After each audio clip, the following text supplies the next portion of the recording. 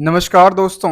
आज की stock learning में हम लोग जानने वाले हैं यूनाइटेड स्पीड के बारे में।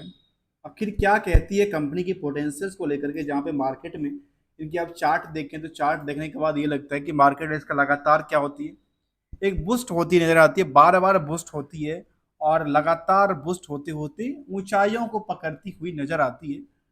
चलिए इसी का आकलन करेंगे स्टॉक को लेकर के, जहाँ पे लगातार ये देखने को मिला कि पिछले 5 साल में 120% के जंप किया स्टॉक ने, और एक साल में करीब 33% की जंप देखने को मिली है। 6 महीने में करीब कितने की 17-18% के आसपास की जंप देखने को मिली है स्टॉक में। आगे भी देखा जा सकता है। पहले एक महीने की ट्रेंडिंग क्या कहती है, जहाँ पे कुछ भी नहीं कहा है, एक न्यूट्रल के आसपास रहा है। और चलिए इस स्टॉक को थोड़ा सा समझने का प्रयास करेंगे यूनाइटेड स्पिरिट को लेकर के। तो यहाँ पे इनको तीन फैक्टर को हम तीन स्टेप में लेने का प्रयास करेंगे। पहला, तीन एस्पेक्ट का मतलब ये है, पहला एस्पेक्ट है जो फंडामेंटल, दूसरा है जो ट्रेंड क्या कहती है, और तीसरा का नाम है सेंटिमेंटल, इसको कहते हैं एफटीएस। चलिए इस एफटीएस में जानेंगे इस बिजनेस मॉडल क्या है कंपनी के बारे में, बिजनेस होने वाली प्रॉफिट और लॉस के बारे में क्या कहती है, ट्रेंड क्या कहती है, सेल्स के बेसिस पे क्या रेवेन्यू लगातार बढ़ती नजर आती है, या फिर स्टॉक मार्केट की जो बुल्स है वो लगातार ट्रेंड करती नजर आती है। और लास्ट चीज है सेंटिमेंटल, अर्थात जो कि पल पल की न्यूज़ होती है, खास करके चाहे वो इन्वेस्टिंग मार्केट को हो या इंटरनेशनल मार्केट को, जो इसको क्या कर सकता है, इसको और इसके बिजनेस को, या तो स्टॉक मार्केट की बिजनेस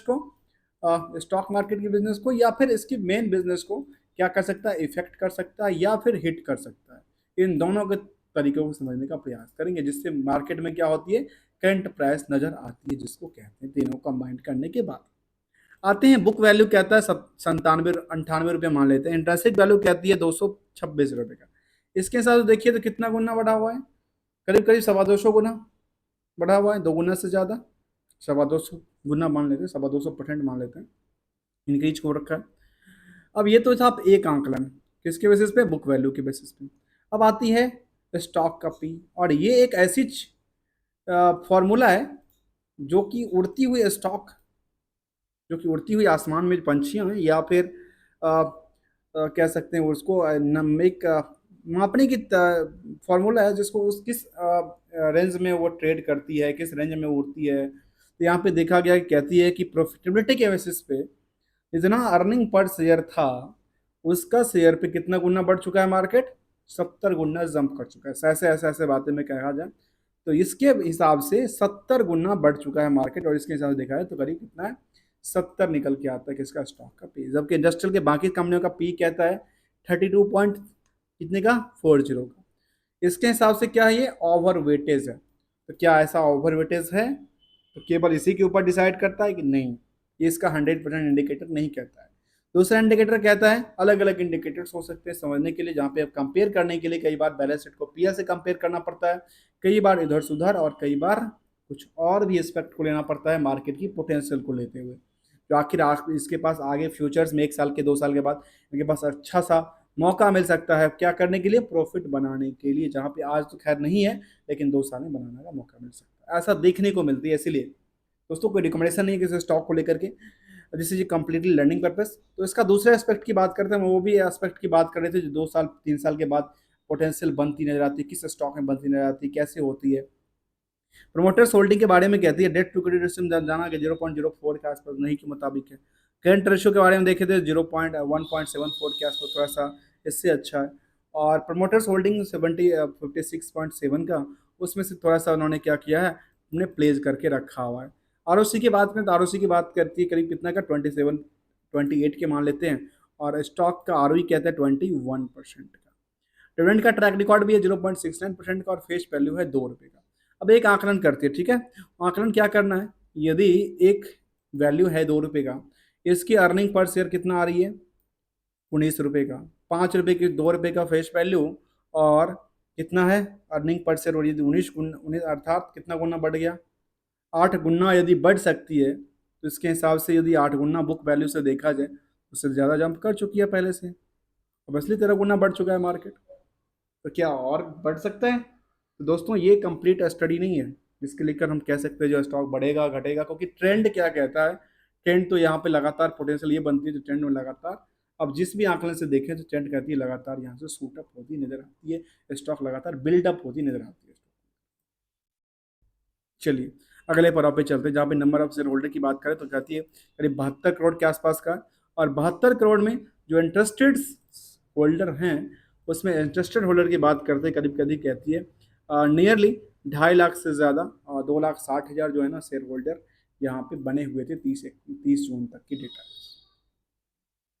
एक नज़र डालेंगे इसके ऊपर, कहती है कंपनी यूनाइटेड स्पिरिट्स जो कंपनी था जिसका नाम था Diageo India Limited, India incorporated in India is the United, एक कंपनी है, इसका नाम है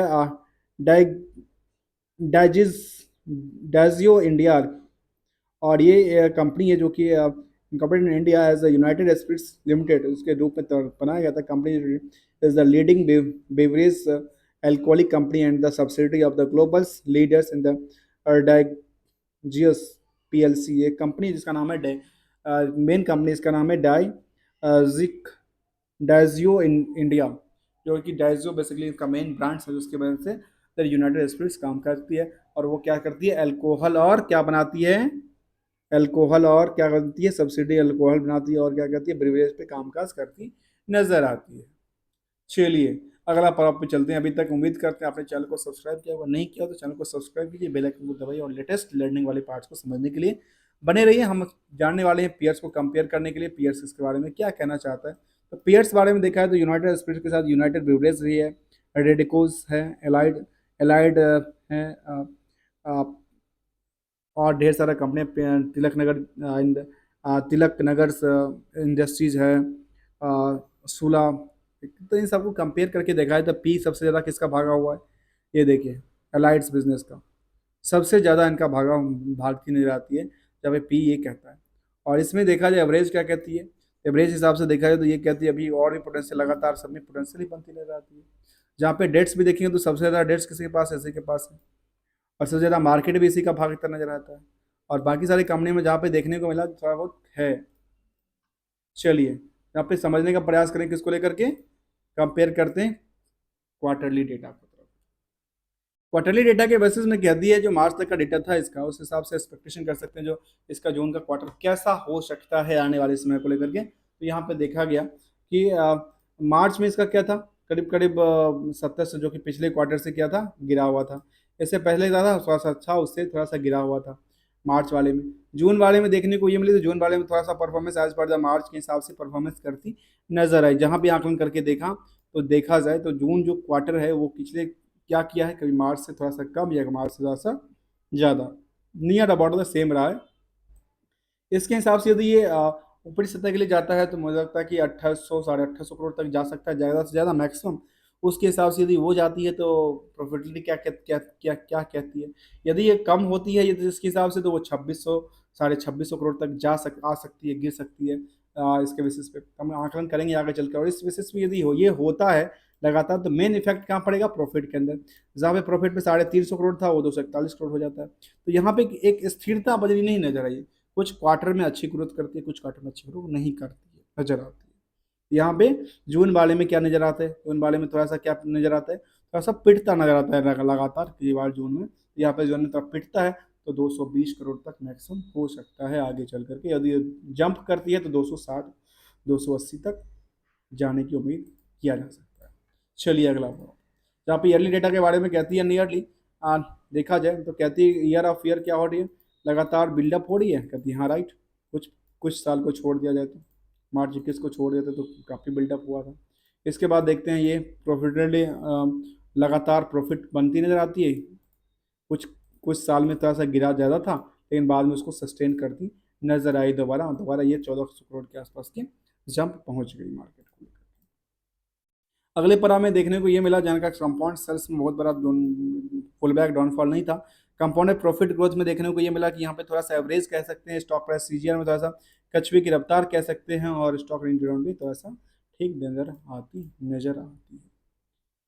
उम्मीद करते हैं आपने चैनल को सब्सक्राइब किया होगा। चलते हैं अगले पड़ाव पे, और अगले पड़ाव में देखें तो कहती है बैलेंस शीट को हम कंपेयर करने वाले हैं किससे, इसकी पीएल से, किस बेसिस पे लेकर के, इसके डिटेल्स को लेकर के। चलिए जहाँ पे हम एक नज़र डालेंगे इसकी, कहाँ पे नज़र डालेंगे, बोरोइंग्स को लेकर के। बोरोइंग्स को लेकर के कंपनी क्या कहती है, बोरोइंग्स में क्या किया कंपनी ने, थोड़ा सा यहाँ पे बिल्डअप किया इस साल में, और इस साल में करंट अब रिजल्ट आएगा तो वो देखने वाली बात है, क्या ये बिल्डअप करती है या फिर उसको थोड़ा सा अ, हल्का करना चाहती है कंपनी। हल्का करेगा तो पोटेंशियल और बढ़ेगी, थोड़ा सा बढ़ाएगा तो और थोड़ा सा मार्केट इसके पीछे थोड़ा सा इसमें थोड़ा सा हल्का प्रेशर्स बन सकती है आगे चल करके। चलिए अगला पड़ाव पे जहाँ पे हम समझने वाले हैं डेटर्स को लेकर के, और डेटर्स रेशियो में देखा जाए तो क्या कहती है, यहाँ पे ट्रेड रिसीवेबल कहती है करीब करीब कितना का, 3,000 करोड़ से ज़्यादा का।